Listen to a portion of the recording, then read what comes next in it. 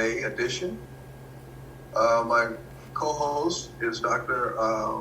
Ivory, and he will be joining us shortly. We will be interviewing tonight Mayor George Flaggs of Vicksburg, Mississippi, who's going to provide us the state of Vicksburg, his plans for reopening the city, and also his plans for the next wave of the coronavirus. Also joining us will be Alice Tisdale with an on-the-road report as she travels around the United States with her new husband by way of the 18-wheeler. We will also have this evening Dr. Erica Quinn Thompson on medical matters. She is the executive director of the Magnolia Medical Foundation. So we are waiting for some of our guests to join us. We will begin this discussion with Mayor Flaggs. And Mayor, I am going to just start this conversation off with you telling us what you want us to know about the city of Vicksburg, especially in this time of COVID-19. All right, it's my honor, and let me take the opportunity to thank you for allowing me to be on this show.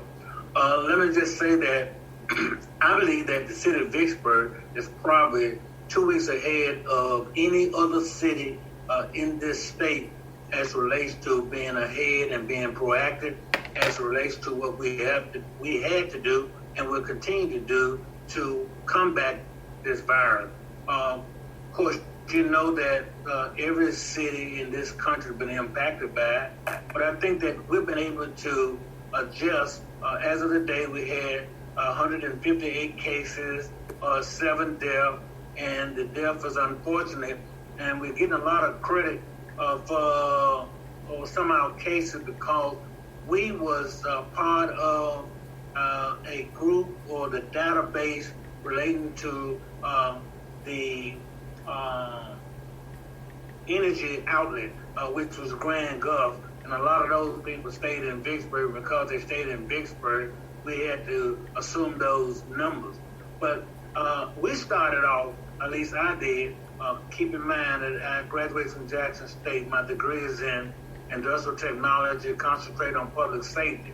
And because of that, I was looking at back in February where the virus was coming on to Washington State, then New York, and then California. But what got my attention is when there are 40 million people in California and 7 million people was asked to go home in one day in San Francisco. I said, this must be serious. This can't be on a hotspot. So what we started doing is making preparation. What I did is start dividing my workforce up. I used the essential worker for the city to come to work. The non-essential people were able to go home, and I paid them the time and a half if they worked or regular time if they stayed at home. And that is to protect them, and at the same time, we value their employment. And it has worked well. We've been able to provide all the essential service to the customers of Vicksburg without any interruption. Now, as it relates to the private sector, I started shutting down business that I thought that was not essential, along with CDC guidelines and the Department of Health and the Governor Reed's guidelines. And because of that, I think we were way ahead of the curve. I included curfew when people was wondering why the curfew was involved. The curfew had nothing to, it was a correlation of the curfew and the virus, meaning that I had put out my police officer, the first responder, and the fire department on a different shift in a different alert. So because of that, we thought that we need to try to minimize the traffic on the streets from 11 o'clock at night to 5 o'clock in the morning, unless you absolutely was going to work or going to a convenience store. It absolutely worked.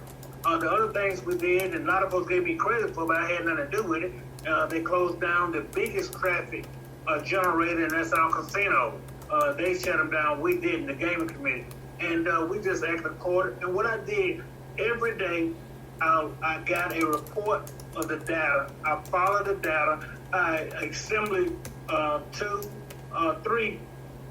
two positions that were on the task force and a hospital administrator to talk to me every Monday at 11 o'clock on how this virus was impacting the healthcare, because I saw what was happening in New York, and I didn't want this virus to overwhelm our healthcare system locally. At the same time, working with the Department of Health. So we did those type things, and then we had news conference where I educated the public on the things they need to be cautious of, and at the same time what they had to be reminded. Then I met with my church minister. I met with all the most of them, about 85, 95 of them, and told them that, look, we got to be able to mitigate this spread of this virus and minimize these deaths on the front end. Was very cordial with me. They worked with me and went well. Then I brought on my funeral home directors and I talked to them. It went well. We kept them in low numbers because we saw that the community transmission of this disease was being caused by a large gathering or people in close proximity. So we did that. Then we started at random doing temperature tests of people that work for the city and our first responders. So to this day, I think we've done everything as best we could have. We still have 7 deaths, 158 cases. The only thing that I would have done different than I did this time is that I fed the elders the first 3 weeks. I should have waited at least 2 weeks before I started feeding the elders. We paid for sending out hot meals to the vulnerable population, that is those who are 65 or had underlying illness, because we didn't want them out. So if you didn't want them out, we at least know that they had a good nutritious meal at home. So we worked with that. I stayed on my local channel television station, which the city of Vicksburg owns its own television production, and we stayed on that, educate. I did Q&A, and to this day, I think we did everything that we should have. We're about 75% open now, as opposed to the governor's just getting ready to reopen the rest of, and we're going to do an order tomorrow at 4 o'clock, reopen everything else. The other 25% will be open as of tomorrow on Monday. I think we're doing real good. I am afraid a little bit of the churches, because this virus started in a church in Washington State. Any number of these cases in Mississippi, especially one in the Florida County, started at a funeral. They just had a funeral or gathering last weekend where 13 or 14 people was affected because of close gathering. I'm a little bit afraid, but I'm educating my churches on making sure that they sanitize. And let me just say this in closing as relates to that. I cannot emphasize the importance of wearing a mask as much as you can and practicing social distance. That works. It seems like it's working. It is eliminating or minimizing and mitigate some of the spread of the virus. So I'm an advocate of that, that we need to do that, and I hope we continue to do it. Having said that, that's the story about Vicksburg. So let me ask you, you mind if I ask you a couple of questions? Oh, come on. Yes. One of the things that we're finding is that how minorities have been disproportionately impacted. Have you seen that trend in Vicksburg? I think that trend is everywhere. But let me just say this. I am not surprised as a former legislator, having served on the Healthcare Committee and the Medicaid Committee of the House of Representatives, that it did not. Because you cannot have these underlying illness. You cannot have the kind of illness that affected African Americans in terms of diabetes and heart disease and these things, and it not affect you disproportionately. And I think to that credit, we all ought to be blamed for it. That means any elected official before this virus came on, ought to feel bad about. We had not done enough to close the gap on the disparity in healthcare. Did you do anything specific in Vicksburg that might have helped that mitigation? No, other than I listened to the expert from the national. I really follow a lot of New York, Governor Cuomo. I know Governor Cuomo is a big city, but I figured if it works in a big city, it'll work in a small city. I watched him. I watched a lot of his daily briefing, and I watched what he was doing. Now, the population that I was concerned about, I tried to keep them at home, keep them out of the limelight by feeding them and doing things for them while they stay at home. Now, if that's the credit, then I should get credit for that, because we did encourage them to stay at home. I let all my employees that were 65 years or older or had any underlying disease stay at home, and we paid them. I try to keep them out of the public limelight. Mayor, was the information that you were provided any different than the information that was available to the public as you made your decisions? I don't think so. I think that any astute, any person that concerned, any person that is knowledgeable, any person that intellectual enough should have listened at the news, should have watched even the White House briefing when the CDC people was talking, when the Department of Health people in the state was talking, when the governor was talking. When I think it was incumbent on us as elected officials to listen and follow the news wherever the news took us. And like I told you, when I saw that 40 million people was affected in California, and then 7 million just in San Francisco was going home, I knew I had to do something quick. Mm-hmm.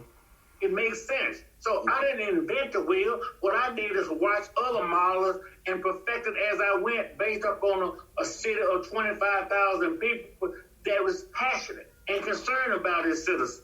And anybody could have done that. It didn't take a rocket science to see that this virus was coming. Well, one of the things that I am aware of in Vicksburg is that one of the first places that, like you said, that had to be shut down was the casinos.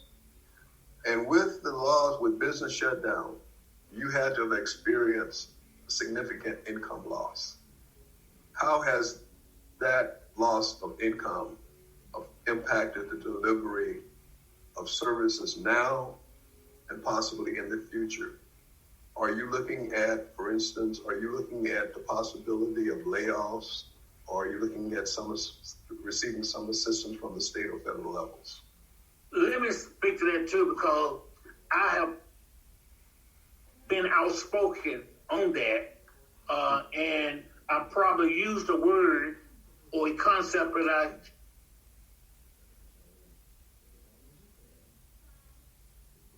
that is an option in which the clarinet has called me and asked, what should, as a former legislator, and as a mayor, what are the things that we should look at in terms of trying to recap some of the loss of revenue? First of all, we're going to lose about $2.8 to $3 million in revenue. The 2.8 was calculated before we learned that the Mississippi Pageant, which is the biggest tourist attraction and the biggest economic engine for our city, decided they're going to cancel out the next year. Well, what I did is looked at my reserve money. I looked at, in fact, all the reserve money. I looked at the revenue was coming in. I was comparing this year revenue collection to last year revenue collection, and that gave me a trend. So I started by, one, I wrote the president twice. One, I wrote him and told him he needed to help the churches, which they did.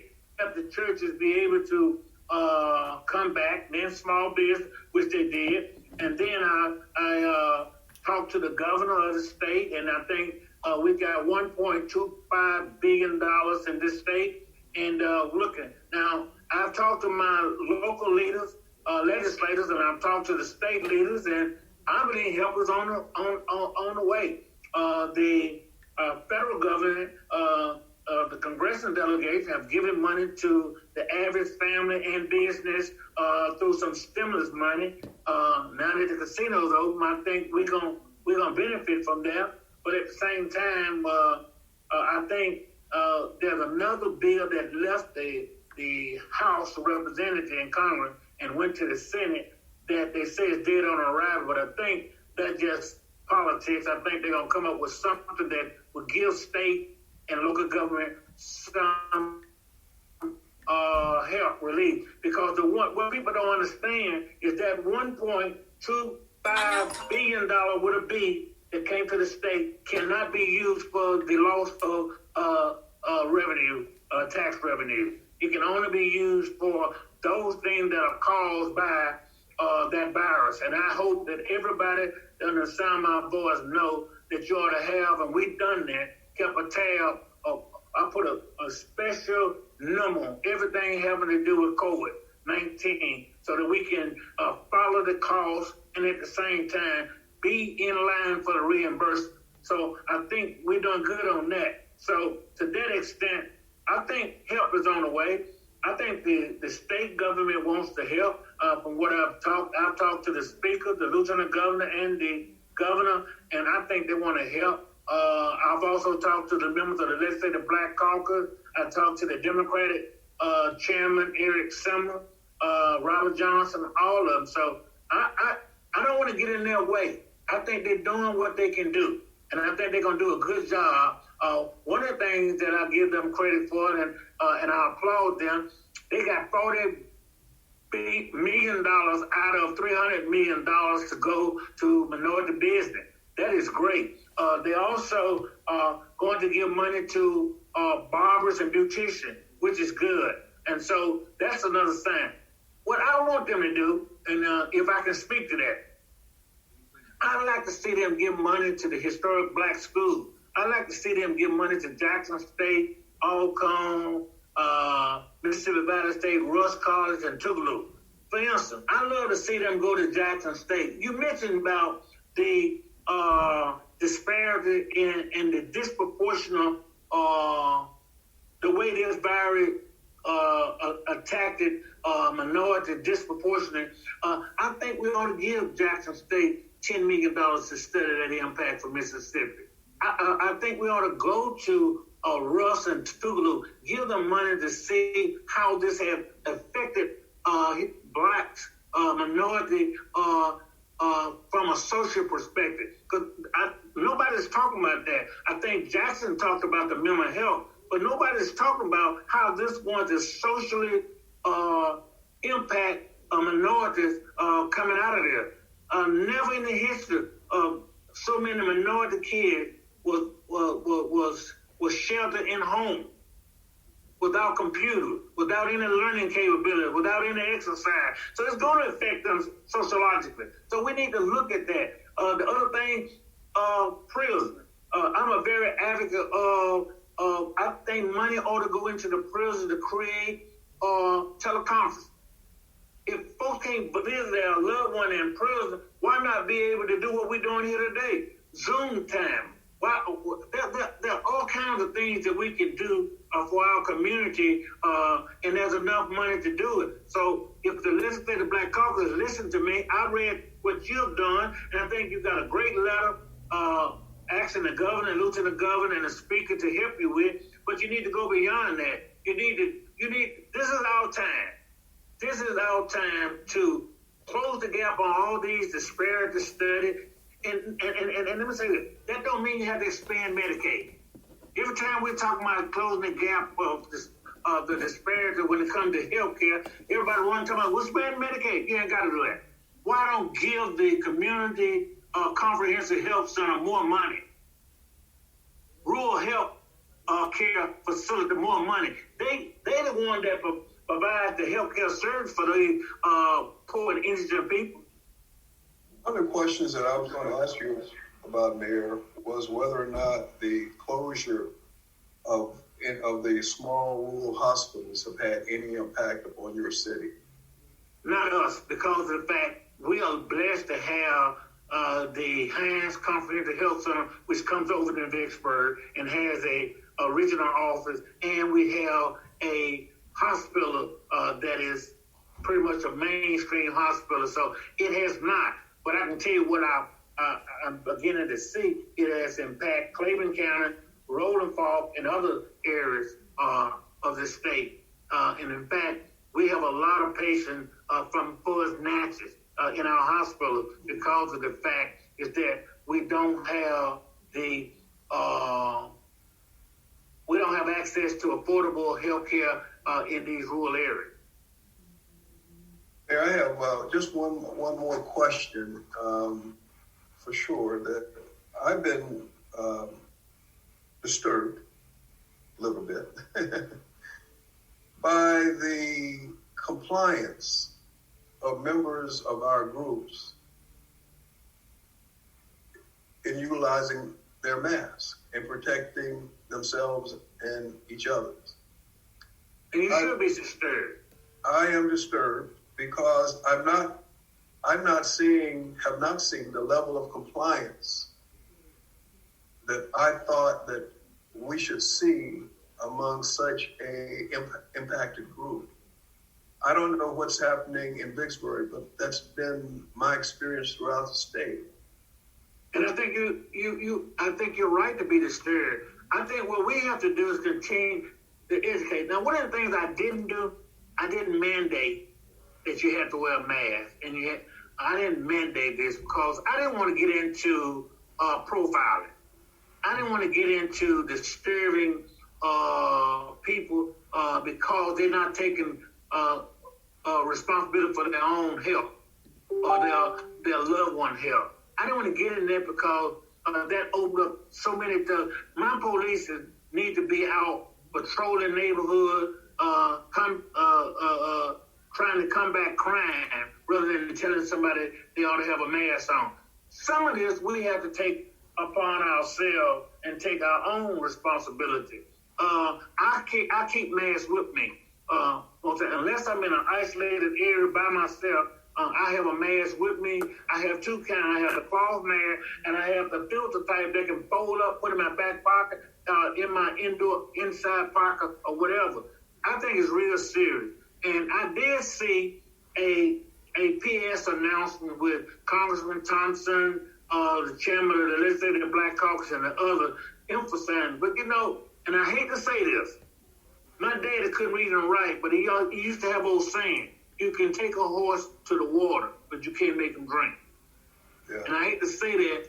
So in that regard, I think we just have to keep on impressing upon our folks that how important it is. But at the same time, us as leaders, physicians, first liner, doctors, lawyers, police officers, firemen, you ought not get caught without your mask on when you go in Home Depot or Walmart or other place. Just don't wear your mask when you're at work. Wear your mask when you out shopping too. And when that younger group or when that population you're talking about see everybody wearing their mask, then they'll come along. You have to lead by example. Man, there's one more part of the discussion today that our producers wanted to make sure that we address, and that is the expectation of the second wave this fall. Are there any, I'm sure everyone's expecting it to happen. Some think that it's happening now. I know that Mississippi statistics are getting a little bit higher, but are you in Vicksburg doing anything different to prepare for the second wave? Well, yes. And I'll tell you how we're doing it. I'm taking every advantage to working with MEMA and FEMA to get any of the PPE equipment in and stockpiling. I'll be honest with you. I'm getting ready for the second wave. That's one. Two is that I'm trying to highly encourage from the president down to the governors to mayors and supervisors how important it is to emphasize social distancing and wearing masks. And then at the same time, I'm praying God that the federal government, that means the White House and Congress, will put enough money aside so that we won't get caught not having available tests that we should have had. Because I believe that if we'd have had test kits out and available to the average consumer, meaning you can go in Walgreens and get a test kit, just like you can go into a hospital. If we'd have had them, if we'd have treated this like a flu and if we would have had Vaseline out there, then I think we've been ready. You got to have a vaccination. We got to be ready for that coming to the next war. If we don't have a vaccination for this virus come September and October and November, then we can forget it. Because the second wave won't be nothing like the first wave. The first wave caught us by surprise. The second wave, because we got so many people walk around that are asymptomatic and have this disease and don't know they have this disease, it's gonna catch us like never before. So I hope that that what I say is being heard by other elected officials, black and white, Republican, Democrats, independent, everybody, because we all have a role in this. I'm so sick and tired of blaming Republicans, blaming Democrats, blaming anybody other than ourselves. I believe that as an elected official, of course I'm independent, but I believe that I want to be held accountable.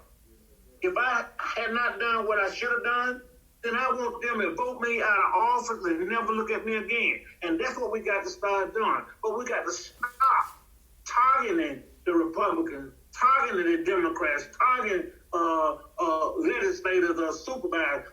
All of us are in this together. Absolutely, Mayor. And I want to thank you so much. And it's a pleasure to see you again. For those of us, you are a hero, pioneer. We admire you, we appreciate you, and we want to thank you for the opportunity that you've given us today to share your experience. Well, I thank you too, but I have to be honest with you now. All those accolades, I hadn't heard them in a long time. I was beginning to think that I was useful. Well, you know what? I'm giving away my age, huh? Good to see you, and keep doing what you're doing, okay? All right. Bye, Thank you, man. Call on me anytime, okay? Thank you so much. Thanks. Dr. Thompson, are you with me? I am. How are you today? I'm fine. Thank you so very much for being with us. Well, thank you for the invite. I appreciate the opportunity to share today. Well, we have to share our common interest here. Exactly. We're both Eagles. Exactly. We're both Tougaloo College. So, exactly. Pardon me? The best of the loop. Absolutely. I tell you what, that school produced some gems. You're one of them. Well, thank you so much. I appreciate that. Thank you for your kind words. Oh, they're true. I want to begin this discussion with you telling us about Magnolia Medical Foundation, because I went to your website and I found that you are just all over the page. You provide more than just medical service. So could you just tell us a little bit about the things that you do at the foundation? Sure, thank you. At Magnolia Medical Foundation, we've been in existence now 10 years. We're working on our 11th year since 2009. And our aim and goal is to help reduce some of those disparities that you and the mayor were just discussing. So we actually pride ourselves in being a public health repository. And what we mean by that, a resource for families and individuals so that they can come and find information, education, and also prevention and treatment. And so with that, we have looked at all of the different disparities that affect many of our communities in Mississippi.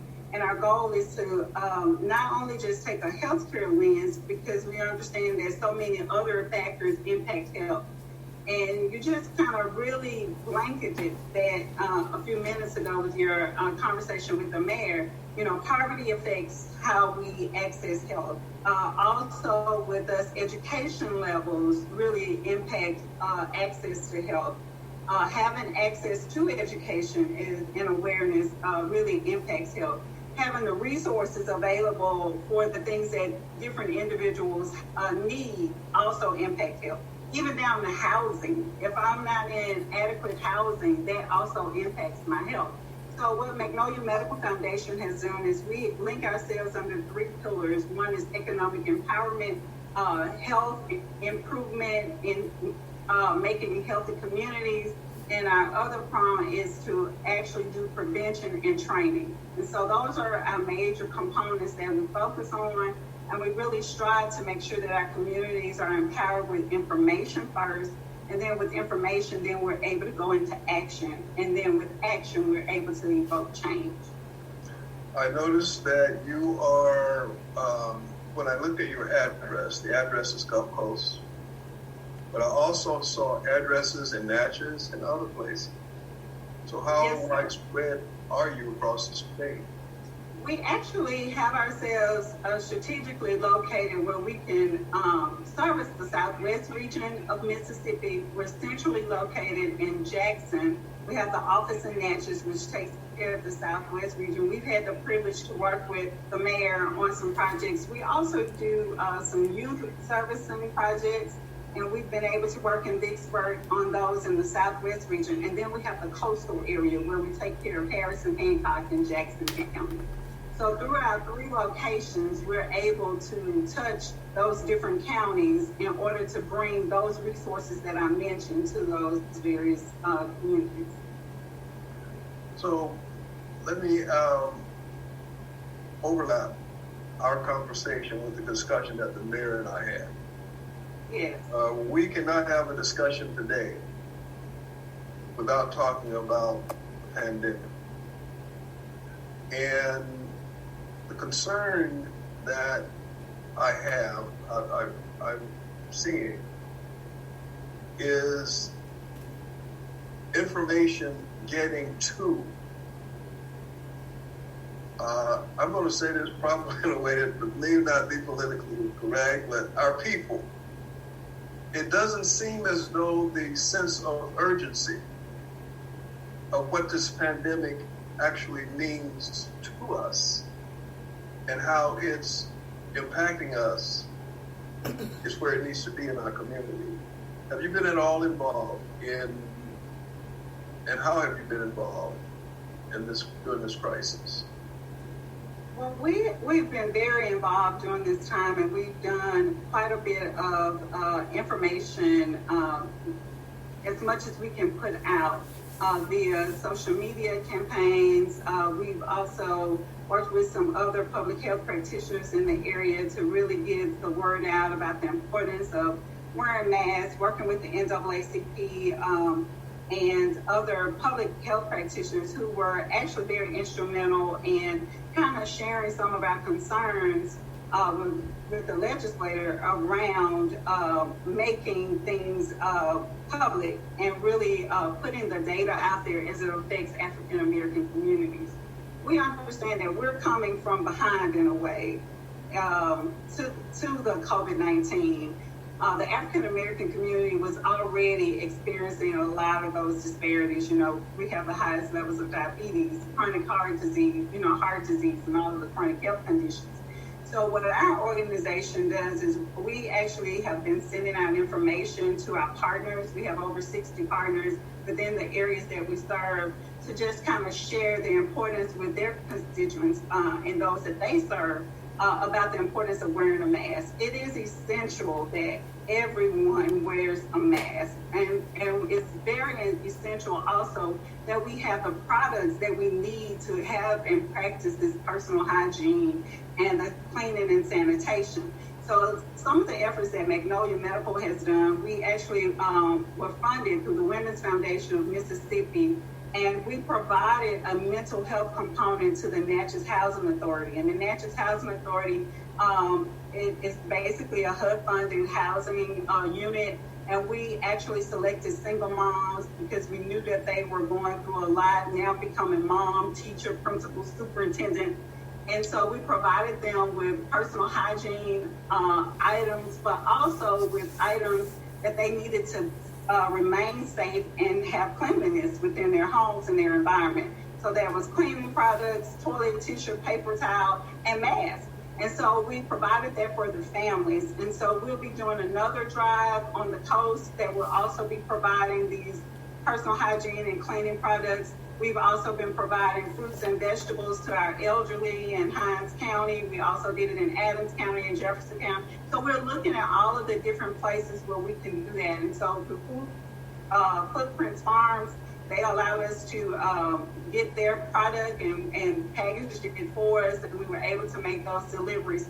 So Novo Nordisk is a pharmaceutical company that we partnered with to provide those resources for us to be able to get that out to those seniors. And so it's so important during this time because there's so many needs.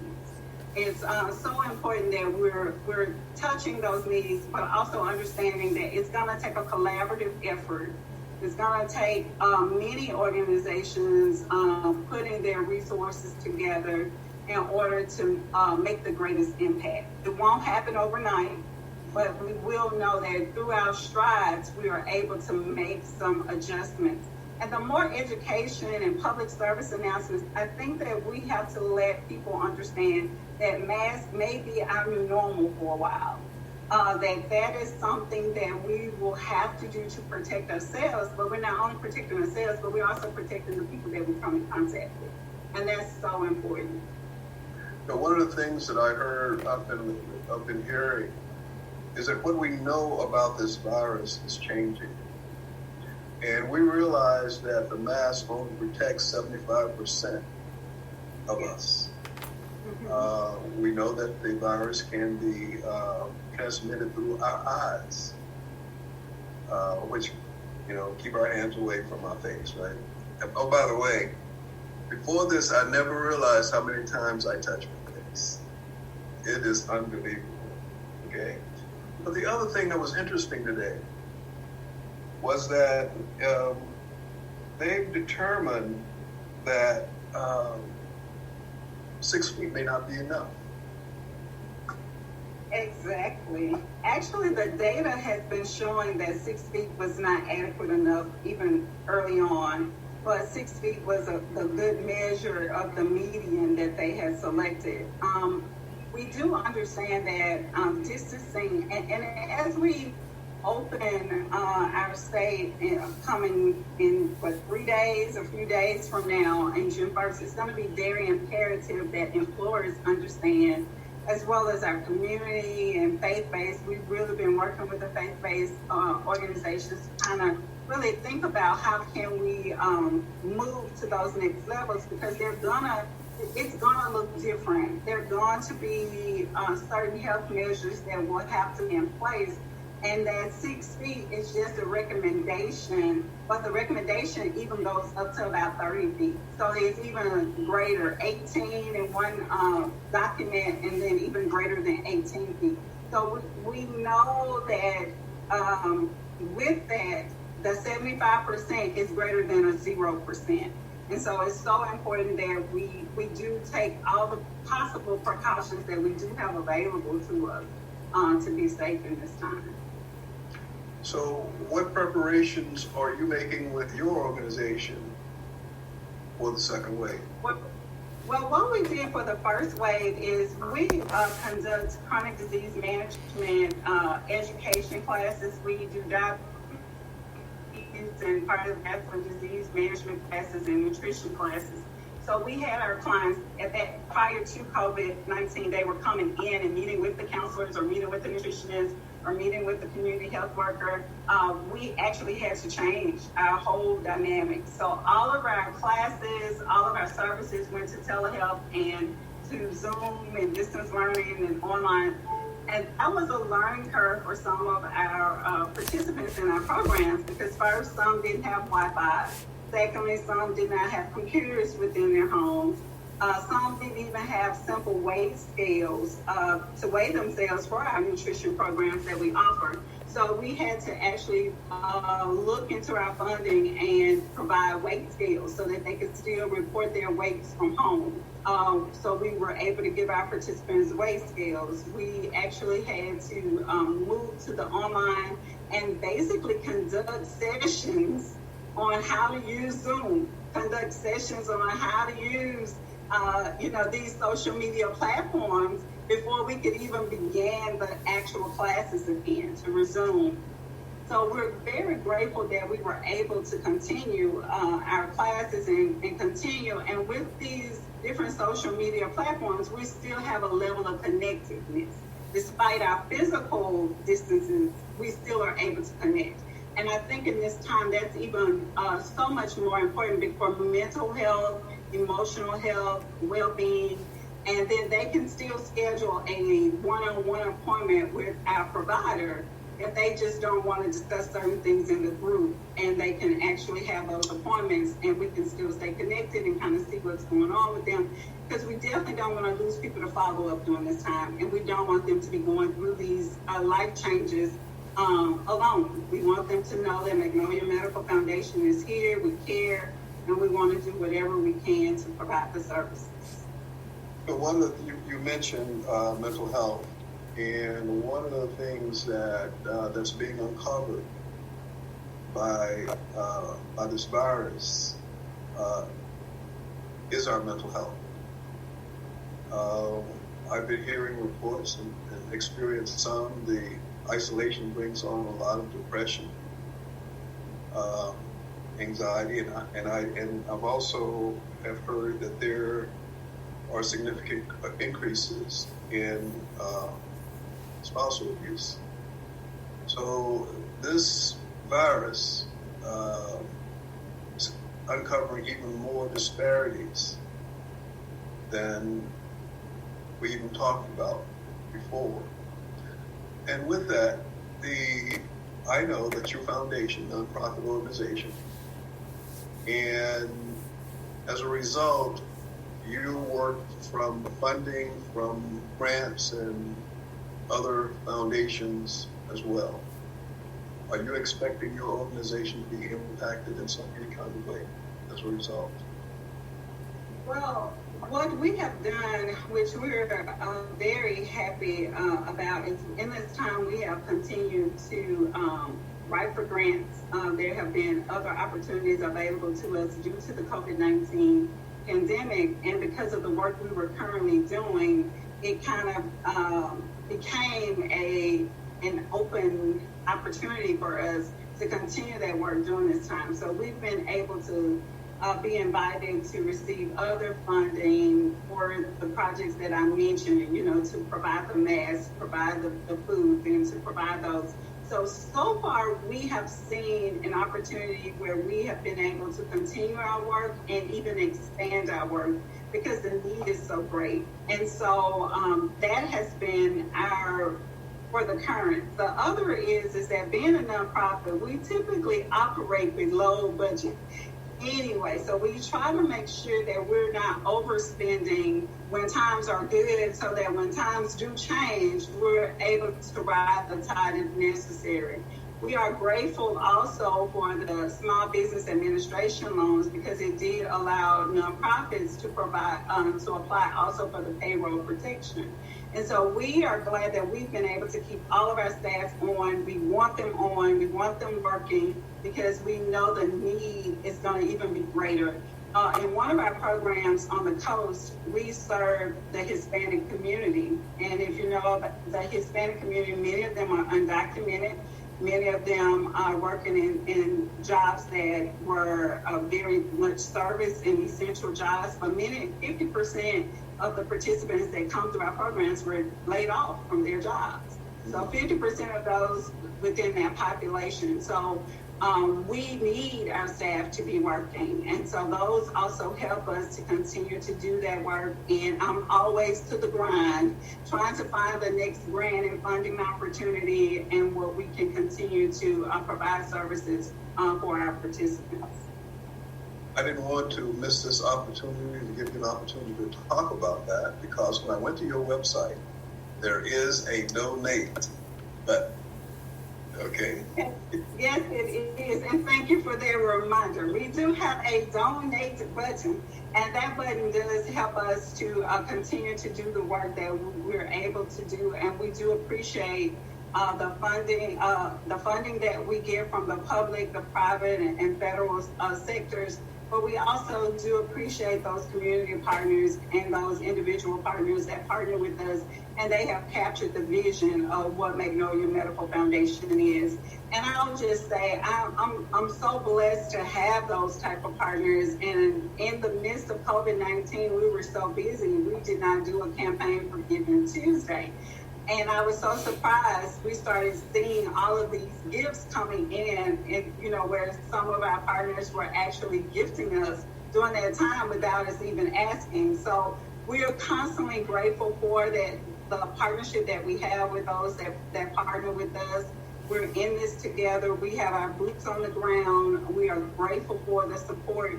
And our goal at Magnolia Medical Foundation is to basically reduce as many of the health disparities as we can, but create a community and family that is well mentally, emotionally, physically, and socially. And so it's so important that all of those impacts are made. And so we are very appreciative to our donors, and thank you for reminding me of the donate button. In that process, and we do, and we really are accountable to the dollars that we receive. We keep our donors in the loop of the things that we're doing, and how they can also just volunteer.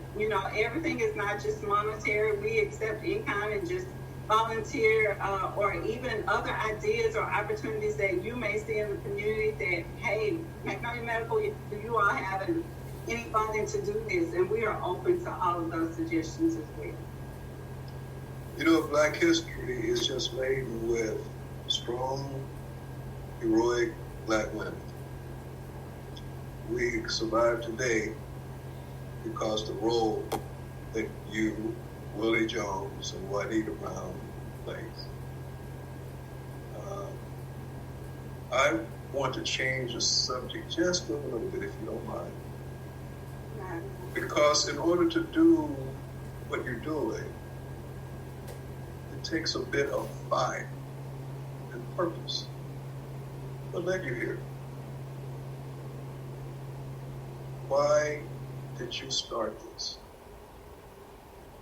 One of the major reasons is I was in healthcare, in the traditional healthcare of at UMC, and I had the privilege of working with some really great individuals that impacted me in seeing service. And at second grade, I knew I wanted to do this work. I knew that this was my calling and passion. I told someone, when you know your calling and passion, you'll do it even if you didn't get paid for it. And that's what I do, and I love what I do, and that we get to do through Magnolia Medical Foundation. And doing that, on that end of healthcare, it was always on the end of the person already coming into our diabetic foot clinic to get an amputation. They were already with one amputation. They were chronically ill from diabetes. And I said, this is not what I want to see for our people and our community. And so when I looked back, I told my husband, I remember the day, I said, we're going to start just doing us some health fairs in the community, and we're going to just really start educating these people and just really putting the information out here so that people can take control. And so we did that. And finally, in 2014, we were doing it from 2009 to 2014. I said, I'm leaving my job. And he looked at me like I was crazy. I said, I am leaving my job, and we're going to do Magnolia Medical Foundation. I'm going to do it full time, and we're going to see change happen. And I'm so grateful that we did. So the passion of being on the front end of prevention, because we know prevention is less costly. prevention is actually easy than treatment. It allows people the freedom to empower themselves and empower those around them. Because if we can prevent one case of diabetes, we have reduced the cost burden to the healthcare system. And so we've also given individuals at least 5 to 10 years increase on their lifespan. So when we look at that, to me, that's what medicine is about. That's what healthy communities look like.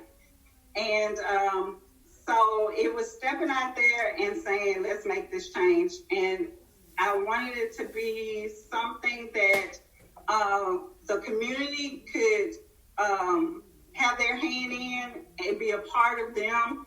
And they also have the power to evoke the change themselves as well. Well, I want to thank you so much for being on the show today. And I'll have to get my last plug in, is that Tulu does a really good job. Thank you. And so I want to thank you for the service that you provide, for your passion, and for your leadership. And maybe there are some opportunities that we might be able to partner together on some things as well. Well, thank you so much. Thank you so much. Willie, is Ms. Tisdale available? No, she has not chimed in yet. So you have still have a few minutes left on your conversation, but I have a couple of questions for you. I can keep you company until she does chime in. Well, we can keep Ms. Thompson on the line too, because I'm sure she has. Yeah, let's see if she's still with us. But go ahead and let's. Dr. Thompson, are you still with us? How are you? Oh, hello, Dr. Thompson. I want to say too, you and I have not got the opportunity to meet, and I am so excited about your new role with Women for Progress Radio. As I knew Health Matters, you have been just phenomenal. We have had so many wonderful folks that have chimed in and are so excited about your role here at Women for Progress Radio. So we've been around now 10 years with Women for Progress Radio this year. So we look for you to be with us for another 10 years. So thank you so much. And your information is so timely, and we appreciate your passion for the work that you do. And in addition to, of course, keeping us healthy, you give us so much inspiration and passion for your service, and that is a great example for us, and that's a pill in the bottle itself, you know. But Dr. Gillian, I wanted to talk to, and I can ask this question of both of you all, because I think from Dr. Thompson and for you, Dr. Gillian, or John, as you want me to say, at the JSU in your Department of Public Policy Administration, you and your team do a lot of research around these particular communities and these particular type of crises that come up. And also, Dr. Thompson, a lot of the work that you do around the community, what types of policy do you think is going to come out of this as we move forward that's going to really influence and be impactful for our community? Because, you know, I think we're in this kind of survival mode, but at some point we're going to have to shift gears and begin to thrive again. And around public policy and all types of laws legislatively and how we move forward is going to be so very important to coming back in play again. So I'd like for you all both to speak to that. Well, let me start, Willie, is that this is a scary time.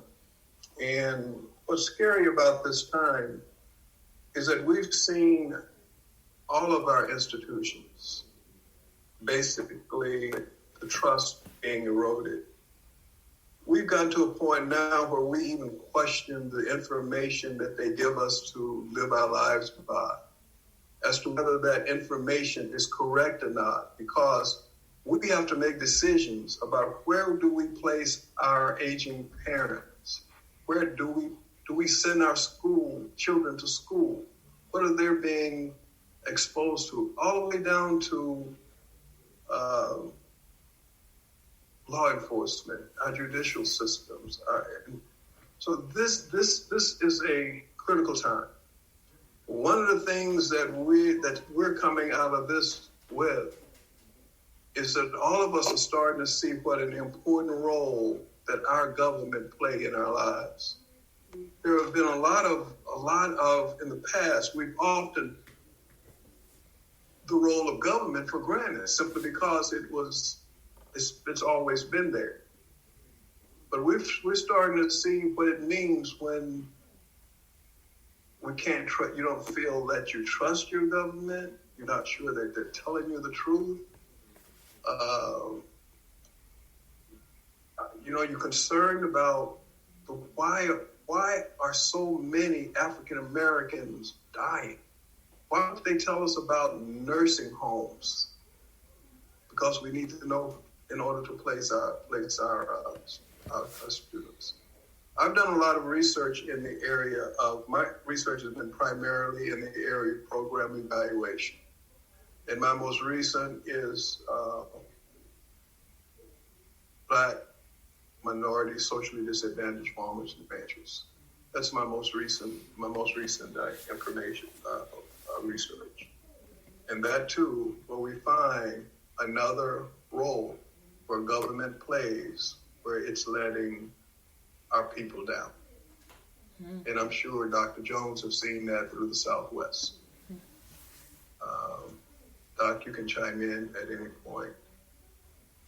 I fully agree with you. I think that we have seen during this time where government really does impact a lot of what happens. And one of the other opportunities that I am hoping, and those that I've had conversations with around the public health sector, is that we already knew a lot of these issues related to health and economics and poverty and school.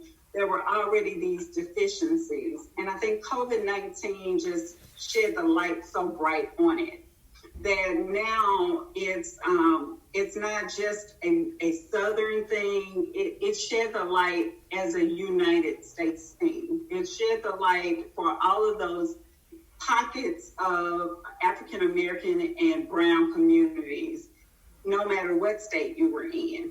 It also shed the light, I believe, on where we have gaps that now may become even larger gaps. So we had gaps, now we might have potholes by the time we finish with COVID-19. Because what happened is we already had unemployment rates that, so now those rates are going to be higher. And so what will that impact look on individual families and their health as well as their food insecurities? So you talked about farmers, how this is impacting farmers because they're not able to get the food to the schools. The restaurants were closed. It impacted so many levels of the chain. And so when we look at this, how do we establish policy and protocol moving forward? Because will this be the last pandemic that we'll see moving forward? So how do we set up those parameters? And even if another pandemic doesn't happen, still, what are the measures in place to secure families and to make sure everyone is not just in a survival mode, but everyone thrives and does well, as Ms. Jones put it. And so some of those policies, even around insurance, because one issue is access to health in these services. Access to good, healthy housing is what we call it. Housing that is free from different environmental issues. So when we look at the whole gamut of it, there is a need and a place for policy and program evaluation, as you mentioned, to evaluate where we were, to see where we really need as a great fit that everyone does well in. And so I'm hoping that out of this, we have measures where we not only just temporarily put a Band-Aid on a situation, but we actually look at it and say, how can we find a solution to this situation? And how do we move forward? And who needs to be at the table? And sometimes it's about opening up opportunities where we bring in, and I think sometimes we haven't done this enough, and we really try very hard to bring in the community to find out, because many times we think we know what people want and need, but until you ask the people, then you know. And so I think that as legislators and officials and healthcare providers, public health practitioners, evaluators, all these are at the table along with those communities we plan to serve and get a picture of what's needful. I think then we can really get some really good policy, because we still have now, I haven't heard this conversation, and I'll bring it up because it's really been in the back of my mind, is we haven't even really talked about insurance. Because when people are unemployed, if they were on insurance, they can lose their coverage. So what does that mean for them now? So I'm happy that ACA has opened that back up, healthcare.gov, because people can actually go there under special enrollment. But we really have not been hearing that conversation in the community. And that's so important for people to know what other resources are there and what can they do. But also being able, to ensure that, and as we put it as our motto, all needs are met. All people are fulfilled. Things are in the house. We take care of the house. We guard the house. We make provisions for the house. And that provision is not just for that particular house, but when the provisions are made, the whole neighborhood looks good. Mm-hmm. And so that's where I think we're going to have to go back and we're going to really have to press, not a politician, but we really have to impress this among those who have that ability of the governmental post to be able to look at it from a holistic view and look at it from more than just one category, because it spans across the whole sector in multiple facets. So this is multifactorial. Can I just close with one thing about this being scary times again? Is because now everything is falling apart. There are going to be so many competing interests. And if we're not careful, as these interests compete with each other, some of the needs that we champion might very well end up on the back burner again. So that's the nature of this time. And Dr. Jones, Dr. Thompson, and we appreciate you so very much. And Willie, you do such a wonderful job with this website and with your organization. I want to thank you as well. Thank you. So with that, I want to end the program for this evening. Unless there's something there, Willie. No, I just want to, I think, one more thing I want to bring home is voting. And Dr. Thompson said it about program evaluation. When we're going to be giving out a lot of money in this state in the next few days, over the next week or so. And when it comes to program evaluation, I think that's going to get on the back burner, and that's going to be detrimental to us. Because we have to look at where this money is going. We already have had this fiasco with DHS and Family First and all those kind of things, the things that happen. Program evaluation and how impactful those funds are. And I don't know if anybody, I'm a business owner. I'm a woman who's part of a large women's advocacy organization. I know I have not received any type of email to get any input on where we think this money should go. I'm also a African American woman. I'm also a mother. I haven't asked, and nobody has asked me or nobody that I know where should these dollars be spent and how they should be administered. So it's time for us when we talk about voting, and I know that it's a struggle for many of us. We need to understand that this thing is all about your vote. Because right now we are in the midst of a crisis where we need real leadership. And that comes down to who we put in roles. And I'm talking about from the White House all the way down to the state level and even on the local level. And even on our city councils and even on our PTAs, wherever there is leadership needed, we need to be making sure that we are putting folks in place that's going to look out for our needs, and more than ever. So this year, I want to end this conversation today, and at least my part of it, Dr. Gillian, by telling folks that it's all about the vote.